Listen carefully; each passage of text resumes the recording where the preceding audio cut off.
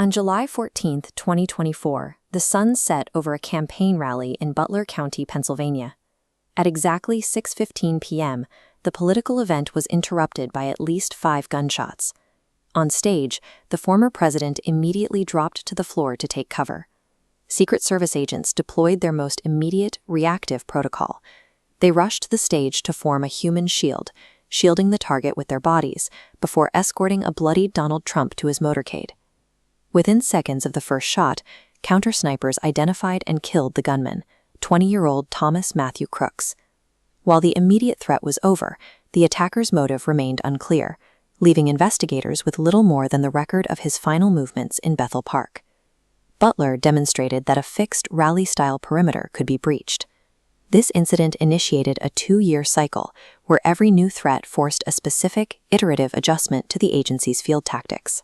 By September 2024, the threat shifted from a public rally to the relative isolation of a golf course in West Palm Springs, Florida.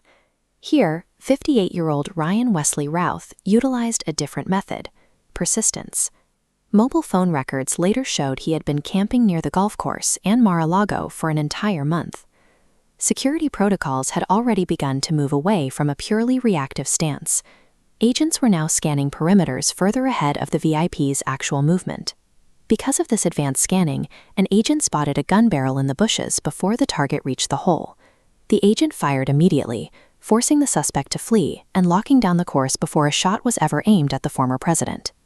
A year later, at the Ryder Cup in New York, the security detail faced a threat that bypassed physical distance entirely. Melvin Eng, an off-duty NYPD officer, bypassed the outer gates by wearing full tactical gear and pretending to be a sanctioned member of the security detail. This breach shifted the defensive focus once again. Protection was no longer just about searching for weapons, but about the rigorous, real-time verification of every individual within the inner circle. The perimeter was no longer just a physical line in the sand. It had to become a digital and administrative filter to prevent attackers from exploiting the security apparatus itself. In February 2026, the tactics changed again, moving toward blunt force attempts to penetrate established security boundaries. At Mar-a-Lago, 21-year-old Austin Tucker Martin rammed his vehicle into the resort's exterior gates while carrying a shotgun and a gas can. Secret Service agents stopped the breach with lethal force.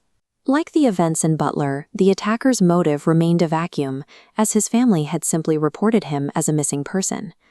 By April 2026, the risk of brute force violence moved into highly populated, chaotic environments, like the Washington Hilton.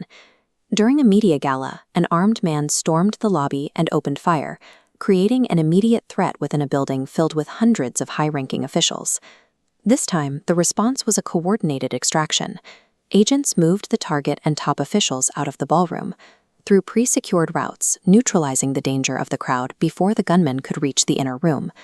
By this point in the timeline, the agency had integrated rapid evacuation as a primary tool, allowing them to manage unpredictable chaos in public spaces, without relying solely on the human shield tactics used 2 years prior. Over 24 months, the security detail encountered a sniper, a long-term stalker, an insider impersonator, and a vehicular breach. The response evolved from the reactive huddle in Butler to the proactive sweeps in Florida and the complex extraction protocols in Washington. This variety of methods suggests that a standard, unchanging defensive posture is insufficient when the threat can emerge from within the security team or from a vehicle at the gate. In a landscape where the vector of attack constantly shifts, identifying the next approach is as vital to survival as stopping the bullet itself.